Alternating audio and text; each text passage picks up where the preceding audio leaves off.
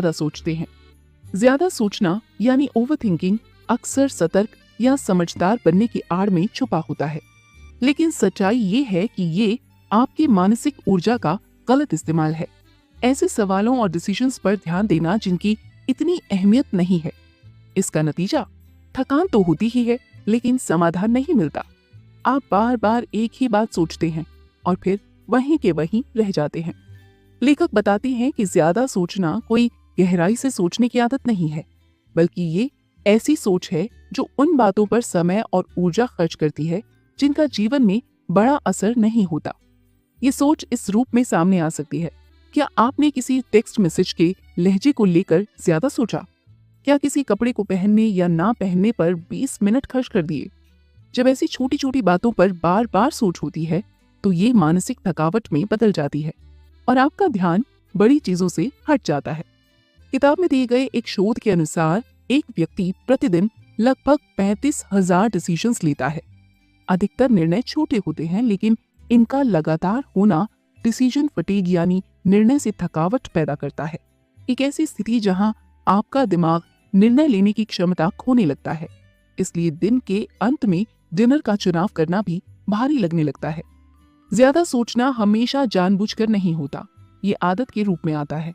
बार बार खुद को संदेह करना, जरूरत से ज्यादा जानकारी इकट्ठा करना या छोटी बातों को छोड़ न पाना। आप बार बार वही बातचीत दोहराते हैं, किसी की नजर या लहजे का मतलब निकालते रहते हैं, लेकिन इस सोच से समाधान नहीं मिलता। उल्टा आप असमंजस में फंसे रहते हैं और कोई निर्णय नहीं ले पाते। लेखक समझाती हैं कि हर सोच उपयोगी नहीं होती। गंभीर फैसलों के लिए सोच विचार जरूरी है, जैसे नौकरी बदलना या किसी रिश्ते को खत्म करना। लेकिन जब आप कम जरूरी बातों पर भी ज्यादा सोचने लगते हैं, तब ये सोच नुकसानदेह हो जाती है। फर्क ये है कि सोच का कितना उपयोग हो रहा है और उससे क्या परिणाम निकलता है। जहां सोच स्पष्टता यानी क्लैरिटी देती है, वहीं ओवरथिंकिंग आपको उलझन और रुकावट की ओर ले जाती है। ज्यादा सोचने की एक और कीमत है जिसे हम अक्सर नजरअंदाज कर देते हैं, अवसर की कीमत। जितना समय आप इन छोटी बातों पर सोचते हुए गंवाते हैं, उतना ही समय आप अपनी जिंदगी के असल पलों से दूर रहते हैं। चाहे वो रिश्तों से जुड़ाव हो, कोई क्रिएटिव काम हो या आज में रहना। हर वो घड़ी जो बेकार की चिंता में जाती है, असल में जीने का मौका खो देती है। एक महत्वपूर्ण बात जो लेखक कहती हैं, ओवरथिंकिंग कोई आपकी पर्सनालिटी नहीं है, ये एक आदत है और आदत को बदला जा सकता है। जब आप अपने सोचने के पैटर्न को पहचानने लगते हैं, तभी से आप खुद को मुक्त करना शुरू कर सकते हैं। आप अगले अध्याय में जानेंगे कि अपने सोचने और निर्णय लेने के तरीकों में छोटे बदलाव लाकर आप अपने आत्मविश्वास यानी कॉन्फिडेंस और मानसिक स्पष्टता यानी क्लैरिटी को मजबूत बना सकते हैं। अध्याय 3, ज्यादा सोचने के जाल से कैसे निकलें।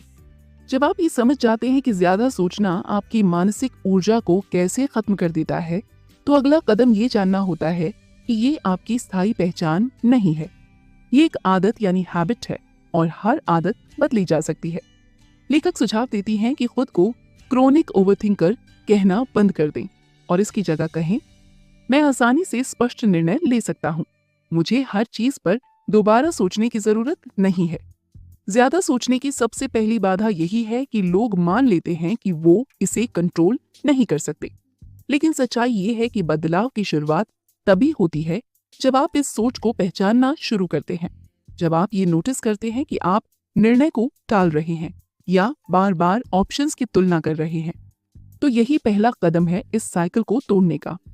ज्यादा सोचने का एक बहुत आम संकेत है एनालिसिस पैरालिसिस, यानी आप किसी निर्णय पर पहुंच ही नहीं पाते क्योंकि आप लगातार सोचते ही जा रहे हैं और जानकारी इकट्ठा करना, फायदे नुकसान तौलना या उस परफेक्ट ऑप्शन के मिलने का इंतजार करना।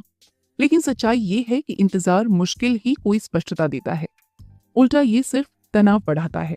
इससे बाहर निकलने का सबसे असरदार तरीका है एक्शन लेना, कोई भी छोटा कदम। सोचने से क्लैरिटी नहीं आती, लेकिन जब आप कुछ करते हैं तो चीजें साफ होने लगती हैं। लेखक एक जरूरी बात कहते हैं, सोचो मत, करो। ये कोई लापरवाही नहीं है, बल्कि जिम्मेदारी की दिशा में कदम है। अगर कुछ गलत हो भी जाए तो आपने अनुभव तो लिया और अब आप बेहतर निर्णय ले सकते हैं। ज्यादा सोच के पीछे अक्सर परफेक्शनिज्म छुपा होता है। आप डरते हैं कि कहीं गलत चुनाव ना हो जाए, इसलिए कुछ भी नहीं करते। लेकिन सही जवाब का इंतजार करना अक्सर डर को छुपाने का तरीका बन जाता है। सॉल्यूशन ये है कि उस सोच को छोड़ दें कि हर निर्णय परफेक्ट होना चाहिए। लेखक के अनुसार परफेक्ट सॉल्यूशन एक मिथ है। ज्यादातर मुश्किलों के एक से ज्यादा अच्छे उत्तर होते हैं। निर्णयों को परीक्षा की तरह लेने की जगह प्रयोग यानी एक्सपेरिमेंट की तरह लें। एक ऑप्शन आजमाइए, देखिए क्या होता है, और फिर जरूरत पड़ी तो सुधार कीजिए। इस सोच से दबाव कम होता है और आत्मविश्वास बढ़ता है। अगर कोशिश असफल रही तो वो एक हार नहीं बल्कि जानकारी है। ये सीख है कि अगली बार क्या नहीं करना है। इस एक्सपेरिमेंट माइंडसेट से आप उस मानसिक जाम से बाहर निकल सकते हैं जो परफेक्शनिज्म पैदा करता है। चाहे वो खाने का ऑप्शन हो, कोई करियर निर्णय हो या मुश्किल बातचीत, सिद्धांत एक ही है, प्रोग्रेस हमेशा परफेक्शन से बेहतर होती है। एक और सरल लेकिन असरदार तरीका है कि किसी निर्णय पर समय और ऊर्जा की सीमा तय करें। जैसे क्या पहनना है, इसका निर्णय 5 मिनट में करें। इस तरह से आप अपने ध्यान को नियंत्रण में रखते हैं।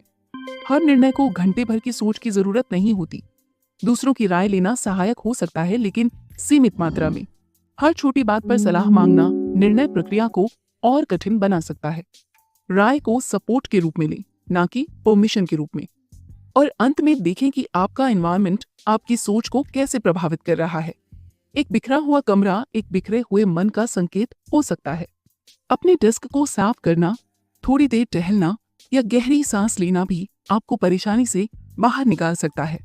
अच्छी नींद और पर्याप्त पानी पीना जैसी बुनियादी बातें भी निर्णय लेने की क्षमता में मदद करती हैं। आप अगले अध्याय में जानेंगे कि कैसे अपने जीवन के मूल्यों को पहचानना और उनके आधार पर निर्णय लेना सोचने के बोझ को कम करता है। अध्याय 4, कोर वैल्यूज और आदतें। जब आपको ये नहीं पता कि आपके लिए सबसे महत्वपूर्ण क्या है, तब हर छोटा या बड़ा फैसला उलझाऊ लगने लगता है। इसका समाधान है अपने मूल मूल्यों यानी कोर वैल्यूज को पहचानना और उनके अनुसार जीना। लेखक बताती हैं कि वे लोग जो ज्यादा नहीं सोचते, जरूरी नहीं कि वे स्वभाव से ही तेज निर्णय लेने वाले हों। अक्सर वे केवल अपने मूल्यों में स्पष्ट होते हैं। उन्होंने पहले ही तय कर रखा होता है कि उनके लिए क्या मायने रखता है, जिससे वे डिस्ट्रैक्शंस और अनावश्यक उलझनों को जल्दी पहचान लेते हैं। उदाहरण के लिए, अगर आपको पता है कि परिवार आपकी प्राथमिकता है, तो आप इस पर समय नहीं गंवाएंगे कि आपको अपने दोस्त की पार्टी में जाना चाहिए या अपने बच्चे के स्कूल फंक्शन में। निर्णय स्पष्ट हो जाएगा। मूल्य केवल निर्णय नहीं बनाते, वे आपकी आदतों को भी दिशा देते हैं। अगर आप सादगी को महत्व देते हैं, तो आप अपने घर को नियमित रूप से व्यवस्थित रखेंगे या डिजिटल मिनिमलिज्म अपनाएंगे। अगर आप स्वास्थ्य को महत्व देते हैं, तो आप एक्सरसाइज और संतुलित भोजन को अपनी दिनचर्या में शामिल करेंगे। लेकिन जब आपके मूल्य स्पष्ट नहीं होते या आपके व्यवहार से मेल नहीं खाते, तब ओवरथिंकिंग वापस आने लगता है। आप कहते हैं कि आप क्रिएटिविटी को महत्व देते हैं, लेकिन खाली समय में स्क्रॉलिंग करते रहते हैं। आप कहते हैं कि रिश्ते जरूरी हैं, लेकिन हर बार मिलने का प्लान टाल देते हैं। ऐसे विरोधाभास मानसिक तनाव और उलझन को जन्म देते हैं। स्पष्टता पाने के लिए लेखक सुझाव देती हैं कि आप ध्यान से देखें कि आप अपना समय, पैसा और ध्यान कहाँ खर्च करते हैं। ये चॉइस आपके असली मूल्य दर्शाते हैं। अगर आप जो देख रहे हैं वो आपको पसंद नहीं, तो वही बदलाव का इशारा है। सोचिए कि आप कौन बनना चाहते हैं और वैसा ही व्यवहार करना शुरू कर दीजिए। व्यवहार से पहचान बनती है और छोटे निर्णयों से चरित्र बनता है। इसके साथ साथ लेखक डेली हैबिट्स और छोटे छोटे रिचुअल्स की भूमिका को भी जरूरी मानते हैं।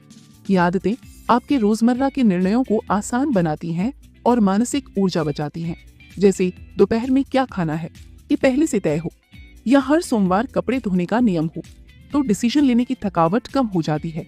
रूटीन और रिचुअल्स में फर्क होता है।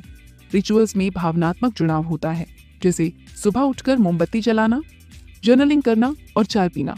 ये छोटी छोटी चीजें साधारण लग सकती हैं, लेकिन ये मानसिक स्थिरता और शांति देती हैं। धीरे धीरे ये आदतें आपके मानसिक संतुलन का स्ट्रक्चर बन जाती हैं और आपको बार बार सोचने से बचाती हैं। लेखक ये भी बताती हैं कि आपका एनवायरनमेंट भी बहुत असर डालता है। अपने कार्यस्थल को साफ करना, मोबाइल नोटिफिकेशंस बंद करना या किचन को व्यवस्थित करना, ये छोटे कदम आपकी सोच को साफ कर सकते हैं। अच्छी नींद, पानी पीना और टहलना जैसी बातें भी आपकी निर्णय क्षमता को बेहतर बनाती हैं। आप अगले अध्याय में जानेंगे कि कैसे अपने विचारों के पैटर्न को पहचानना और नकारात्मक सोच को चुनौती देना आपको मानसिक शांति और स्पष्टता की ओर ले जा सकता है। अध्याय 5, सोच के पैटर्न पर नियंत्रण। ज्यादा सोचना अक्सर बाहरी तनाव के कारण नहीं, बल्कि हमारे अंदर के पुराने और अनजाने विचार पैटर्न के कारण होता है। ये पैटर्न चुपचाप ये तय करते हैं कि हम किसी घटना को कैसे समझते हैं, उस पर कैसे प्रतिक्रिया देते हैं और अंततः कैसे महसूस करते हैं। अच्छी बात यह है कि भले ही हम हर स्थिति को नियंत्रित ना कर पाएं, लेकिन हम ये जरूर नियंत्रित कर सकते हैं कि हम उसके बारे में कैसे सोचते हैं, और यहीं से बदलाव शुरू होता है। लेखक हमारे मन को एक बगीचे की तरह मानते हैं। हमारे विचार बीजों यानी सीड्स की तरह होते हैं, और जिन्हें हम पोषित करते हैं वही हमारे मानसिक वातावरण को आकार देते हैं। जब हम डर, आत्मसंदेह या क्या होगा अगर जैसी सोच पर ध्यान देते हैं, तो हम अंदर ही अंदर नेगेटिविटी को बढ़ावा दे रहे होते हैं। वहीं जब हम सकारात्मकता, विकास और आभार पर ध्यान देते हैं, तो मानसिक शांति को बढ़ावा देते हैं। इस तरह की सोच को तोड़ने का पहला कदम है अवेयरनेस। रुमिनेशन यानी एक ही स्थिति या चिंता को बार बार सोचना बिना किसी समाधान के। ये भ्रम देता है कि हम किसी समस्या पर काम कर रहे हैं, लेकिन वास्तव में हम केवल तनाव और चिंता को गहरा कर रहे होते हैं। इस चक्र को तोड़ने के लिए जरूरी है एक मानसिक रीसेट। जैसे ही आप नोटिस करें कि वही पुरानी सोच शुरू हो रही है, तो खुद से कहें अब नहीं, और ध्यान किसी सकारात्मक या प्रोडक्टिव चीज की ओर मोड़ें। विजुअलाइजेशन भी मदद कर सकती है। जैसे कल्पना करें कि आप इन विचारों को एक तरफ रख रहे हैं या उन्हें किसी बॉक्स में बंद कर रहे हैं। आभार एक और शक्तिशाली तरीका है। ये समस्याओं को मिटाता नहीं, लेकिन नजरिया जरूर बदल देता है। जब आप रोजाना उन चीजों को नोटिस करना शुरू करते हैं जो सही चल रही हैं, तो आपका दिमाग भी वैसा ही देखने लगता है। हर दिन एक अच्छी चीज लिख लेना। ये सरल अभ्यास धीरे धीरे आपके सोचने के फ्रेमवर्क को बदल सकता है। सहानुभूति यानी एम्पैथी भी नकारात्मक सोच को तोड़ने का एक शांत लेकिन प्रभावशाली तरीका है, खासकर जब ये सोच दूसरों की हरकतों पर आधारित होती है।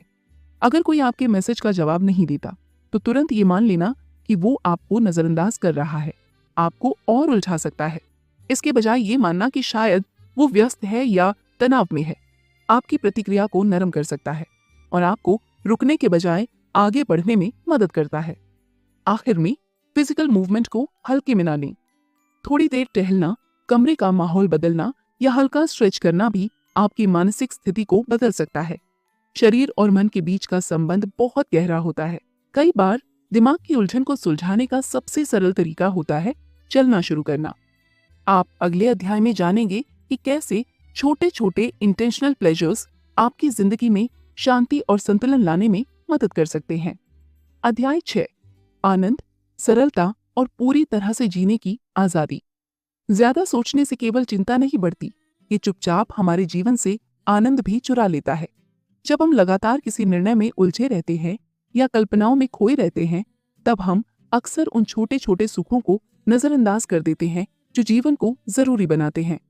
लेखक बताते हैं कि अगर आप जानबूझकर छोटे छोटे आनंद चुनें, तो ये ओवरथिंकिंग के खिलाफ एक मजबूत कदम बन सकता है। बहुत से लोग खुद को छोटे सुख देने से रोकते हैं क्योंकि उन्हें लगता है कि वो इसके हकदार नहीं है या ये जरूरी नहीं है, जैसे कि क्या मुझे वाकई इसकी जरूरत है या इसे किसी खास मौके के लिए बचा कर रखता हूँ। लेकिन जीवन की सुंदरता अक्सर साधारण पलों में छिपी होती है। डिनर के समय मोमबत्ती जलाना, अपनी पसंदीदा कप में चाय पीना, ताजे फूल खरीदना या रास्ता थोड़ा लंबा ले लेना। ये चीजें मामूली लग सकती हैं, लेकिन इनका भावनात्मक असर गहरा होता है। ये छोटे कदम हमें प्रेजेंट में जीने और रोजमर्रा की सुंदरता को महसूस करने में मदद करते हैं। लेखक बताती हैं कि वे पहले इन छोटी चीजों को खरीदने से बचती थीं क्योंकि उन्हें लगता था कि ये प्रैक्टिकल नहीं है, लेकिन समय के साथ उन्हें एहसास हुआ कि ऐसा करने से वे एक कमी की सोच में जी रही थीं। जब उन्होंने इस सोच को बदला, तो उन्होंने पाया कि थोड़े से प्रयास से भी जीवन में भरपूरता का अनुभव किया जा सकता है। निर्णय की थकावट को कम करने और खुशी को अपनाने का सबसे असरदार तरीका है इन छोटे सुखों को आदत बना लेना। अगर आपने पहले ही तय कर रखा है कि हर ग्रोसरी ट्रिप में आप खुद के लिए फूल खरीदेंगे या हर शनिवार सुबह सैर पर जाएंगे तो आपको हर बार सोचने की जरूरत नहीं पड़ेगी। ये पहले से सोची हुई चीजें मानसिक संघर्ष को खत्म कर देते हैं और आनंद को सहज बना देते हैं। ये विचार आपको ये सिखाता है कि कैसे जानबूझकर सीमित लेकिन सार्थक सुखों को अपने जीवन में शामिल किया जाए। जब आपको पता होता है कि कौन सी चीज आपको शांति या प्रेरणा देती है तो आप उन्हें बिना गिल्ट के प्राथमिकता दे सकते हैं। ज्यादा सोच संकोच, संदेह और गिल्ट से पनपता है, लेकिन सुख स्पष्टता, सरलता और स्वीकृति में ही फलता फूलता है। कई बार सबसे स्पष्ट सोच तब आती है जब हम एनालिसिस बंद करके केवल उस पल को जीते हैं जिसे हम पहले से जानते हैं कि वो हमें खुशी देगा। तो सवाल ये है कि कौन से छोटे सुख हैं जिन्हें आप टालते आ रहे हैं, कौन से सुंदर पल हैं जिन्हें आप अनुभव करने की जगह ओवरथिंक कर रहे हैं। अध्याय 7 निष्कर्ष। ओवरथिंकिंग जिंदगी को उलझा देता है। ये हमें रोकता है, थकाता है और उन पलों को छीन लेता है जिन्हें हम खुलकर जी सकते हैं। लेकिन अब आपके पास इसे हराने के तरीके हैं। आपने जाना कि ज्यादा सोचना कोई स्वभाव नहीं, एक आदत है। अब आप जानते हैं कि परफेक्शन जरूरी नहीं, स्पष्टता ज्यादा जरूरी है। आपने देखा कि कैसे छोटे छोटे रिचुअल्स, ग्रैटिट्यूड और अपने मूल्यों के साथ जुड़ाव आपके मन को साफ कर सकते हैं। ये बदलाव रातों रात नहीं आएगा, लेकिन आपको एकदम परफेक्ट नहीं बनना। बस एक छोटा कदम, एक नई सोच और एक छोटा बट कॉन्फिडेंट फैसला काफी है। अब समय है अपने दिमाग को दुश्मन नहीं, साथी बनाने का। रेखा के साथ आप सुन रहे थे डोंट ओवरथिंक इट, जिसके लेखक हैं एन बोगल। अगर आपको ये किताब पसंद आई हो तो अपना प्यार बनाए रखें, सुनते रहिए और हर रोज आगे बढ़ते रहिए।